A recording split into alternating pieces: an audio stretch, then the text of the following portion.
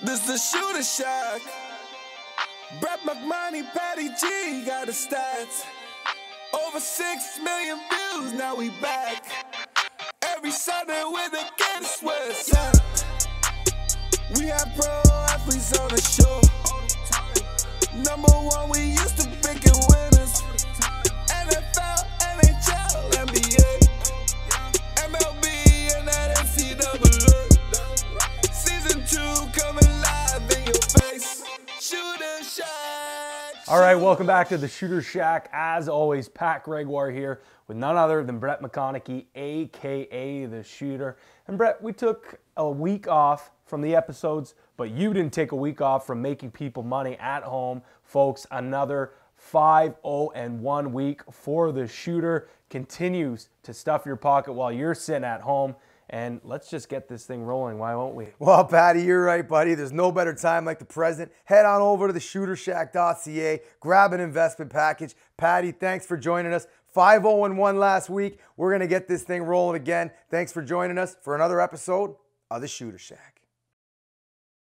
All right, first up, it's a huge battle in the NFC East. Both teams sitting at 3-3. You've got the Dallas Cowboys taking on the Washington Football Club at FedEx Field. Shooter, both teams having an okay season thus far. One's got to come out with a W. Who do you like here? Well, Patty, I'm going to talk about the W, and the struggle to catch the Philadelphia Eagles in the NFC East continues in Week 8. The Dallas Cowboys roll into Washington to face the Skins, and scoring should not be a problem for these two divisional foes.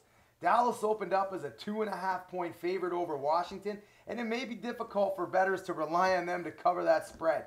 Coming off a convincing win over the doormat 49ers team, Dallas is only 3-3 against the spread this season and has shown a tendency to fall short against the stiffer competition. Their middle-of-the-pack defense was exploited by Denver, Green Bay, and the Rams this season and could be tough with Kirk Cousins in town and the company with the boys at FedEx Field. If you want to exercise caution, the Dallas moneyline play may be an option at -130 as a great trend for bettors. The visiting team in this matchup is 6-1 straight up in their last 7 games for these two divisional foes. A bright spot for the Redskins, however, on the defensive end is the expected return of star cornerback Josh Norman to the field in Week 8. He could prove to be the foil for Dallas wideout Des Bryant, who has scored 4 touchdowns in his last 5 games. But Patty, Dallas is 4-9 against the spread in its last 13 games. They're also 16-6 straight up in their last 22. And then you got Washington, 6-3 straight up in its last 9 games at home. So in this one, ladies and gentlemen, I don't know if it's my hate for cocky Cowboy fans or me understanding how hard it is to win as a road favorite against a divisional rival. But like it or not, I like the Skins to win this game. But when you get the points, ladies and gentlemen, you take them. So what I'm doing here, Patty, is I am buying a ½ point, and I'm taking the Washington Redskins, and I'm grabbing them at +3. All right, Brett, game number 2, we have the Houston Texans heading over to Seattle to take on the 4-2 Seahawks. Now, Brett, Deshaun Watson has been absolutely electric as of late, but I've got to ask you, is he going to be able to do enough not just to beat the Seahawks, but also overcome that 12th man? Well, Patty, I'm going to tell you, Seattle coming off a convincing Week 7 win over the depleted New York Giants, and they sport a 10-1 record straight up in their last 11 games at home. It's no secret that CenturyLink Field is a nightmare for rookie quarterbacks. The last opposing rookie QB to get a victory there was back in 2011 with the Red Rocket Andy Dalton. And let's look for this trend to continue as opposing passers are only averaging 200 yards per game throwing the rock against that Seattle secondary this season. Despite the feared Seattle defense and the 12th man, Houston still has a pretty good chance to cover that spread as they opened up at 5-point dogs. But the Texans are 4-1 against the spread in their last 5 games this season, and Seattle has never really been known to be an offensive powerhouse. You throw in a depleted Seahawks offensive line, and Seattle may struggle to score against that Texans defense, which is going to be welcoming back cornerback Kevin Johnson. Houston's chance to eke out a victory in this one's most likely going to require them to keep the score close and hope that Watson can manufacture some more of that magic with receivers DeAndre Hopkins and Will Fuller. Patty, Houston is 3-8 straight up in its last 11 games on the road, while Seattle is 4-1 straight up in its last 5 games. Seattle is also 5-2 against the spread in their last 7 games at home, and they're 10-1 straight up in their last 11 games at home. So with that, guys, I am putting my chips in play with Russell Wilson and the Seahawks. I am buying a point, and I'm taking them at -4, and they're going to get the job done at CenturyLink Field. All right, Brett, for the final game of the shooter spread, we're going to ship things up to Gillette Field as the 3-4 LA Chargers, who have been red hot as of late, take on the 5-2 New England Patriots. And Brett, you want to talk about red hot? We were talking off camera a little bit earlier, and we said, I think this Patriots team has finally figured things out. But with that being said, there can only be one winner, and people at home can only put their money on one team.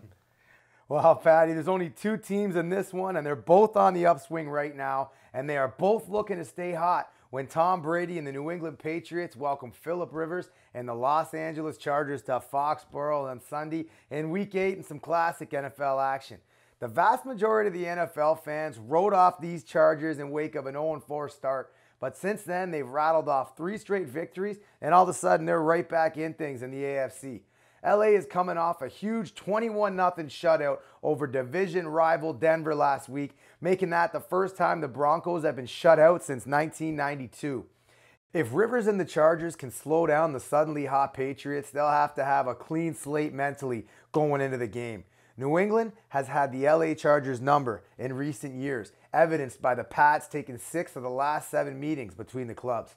The Chargers are also only 2-5 against the spread in their last 7 trips to New England, and sitting at top of the AFC East at 5-2 straight up. The Patriots are looking like the team capable of not just getting back to the Super Bowl, but winning the whole thing once again.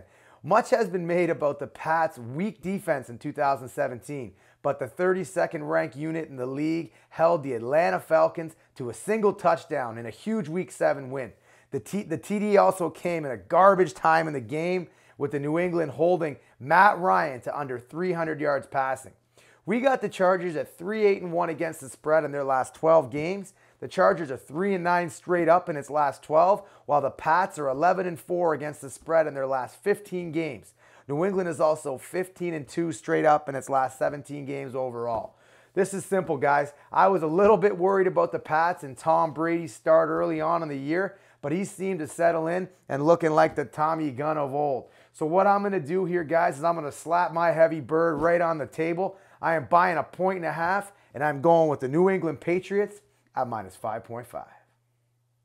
All right, the shooter spread, it's in the books. Now, people at home, they love your picks, Brett, but they want to speed it up. They just want the winners. So slap a couple winners here for the folks at home. All right, Patty, we're going to combine a couple segments this week. You want that heavy meat on your plate? I'm going to serve it up medium rare. And for the shooty suey this week, we are going with the New Orleans Saints. You can lock it in. I've been red hot. Let's keep it going. The Brett McMoney line. You need one pick for a winner this week. Who do we got? Guess what? The best team in the NFL, the Philadelphia Eagles. So for the shooty suey, we got the Saints. And for the Brett McMoney line, we got the Eagles. And we'll see you guys in a couple minutes dropping that bag. Shooter, you're talking about you want to drop a bag. I got to ask you, I can hear the kettle screaming. So where are you dropping your bag this week? Well, Patty, I got a couple bookies in mind where I'm going to be dragging my bag right across their chin. But with this week's teaser, we're red hot in the T-Bag teaser, 5-1 in the last 6 weeks. But this week, we're doing a 3-team, 11-point teaser. And we're going to start it off with the Skins at +14.5. We're going to ship it over to the Minnesota Vikings at +2.5. And Patty, you're going to like this one, buddy. Bills Mafia fans are going to like it. I'm going with the Buffalo Bills, and you heard right, Buffalo. And we got them at +9.5 at home to the Raiders. You slap all these 3T together, and you put them in the kettle. And this week we got the T-Bag teaser. All right, folks, there you have it. Another week of the Shooter Shack. Go back, rewind it, whatever you have to do, or even do better, go to theshootershack.ca and get yourself an investment package. Last week, Shooter went 5-0-1 on his free picks here on the Shooter Shack. So do yourself a service and get even more picks. You want NHL, you want NBA, it's finally started back up. College football, it is in the thick of things. And if you just need a winner, Shooter is your man. Well, there's no question, Patty, you want him. We got him down here at the Shack. The #1 professional handicapper in the world today. And there's the proof to back it up. The proof is in the pudding, so to speak. Patty, thanks for joining us. Our friends down at Henry Appellum, you want yourself a nice wine for a Sunday night? Head over to the LCBO, grab some, you and the ladies sip a couple back, maybe she'll treat your bird. You head over to Summersby. These guys got the crispest, coolest cider. And what do they say, Patty? You gotta climb that tree. You gotta climb the tree. Thanks for joining us again, and we will see you guys next week. And thanks for tuning in for another episode of The Shooter Shack.